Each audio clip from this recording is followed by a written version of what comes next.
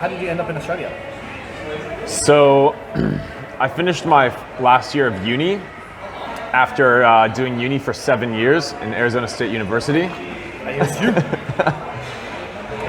And after my last year of uni, I just kind of, well, firstly, I was graduating with my degree in international tourism and management. And so it didn't make sense for me to have an international tourism degree and then to start working in my home state right afterwards.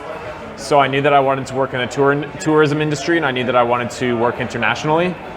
And I ended up coming to Australia on a study abroad program. I didn't need any of the courses for myself to graduate. However, it just seemed like a fun opportunity. So I saved up some money and went on this study abroad. And when everybody in my class left and went back to Arizona, I just decided to stay and ended up working on the Great Barrier Reef for nearly a year as a scuba instructor. And after traveling around Australia for a little while, started hanging around with Ellie, your sister, and then decided to move down to Melbourne and never really left. A person's culture and heritage has its own view of men's health. What do you think of the environment you grew up in? I don't know that it was really brought up very much when I was a kid. It wasn't really talked about men's health. No one talks about that. No. Something that I was No, never. About. Like even like mental health and stuff like that.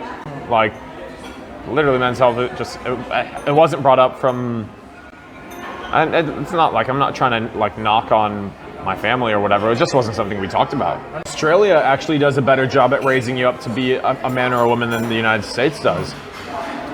Like in Tempe, Arizona, where I'm from, and Phoenix in general, there's like one all-girls school and one all-boys school, and they're private schools. You have to pay a lot of money to go into them.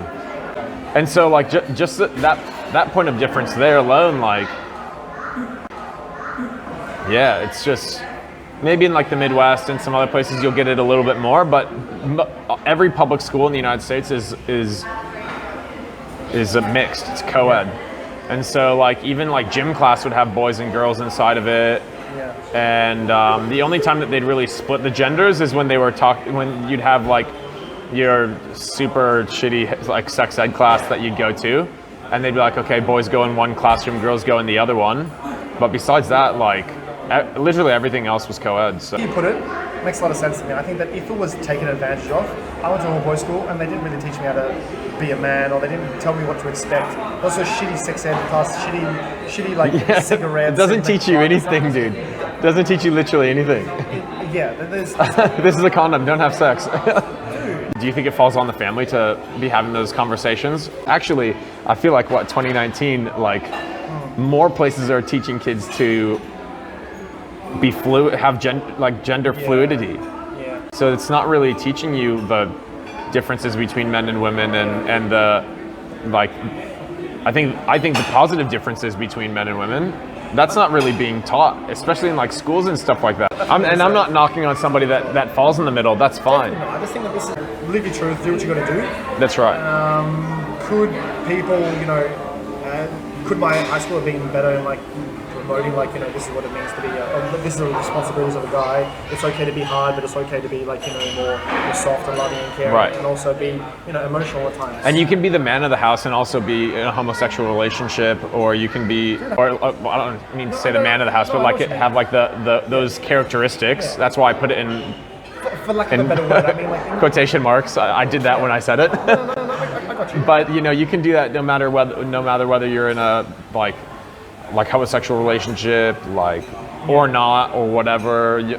Maybe like the female wears the pants. That's not a bad thing. But yeah, I just think it needs to be talked. Yeah, it needs to be talked about more. Have view changed as you developed into today's version of you? My view changes week to week on everything. Give me the same interview like in a year and we'll see what I have to say.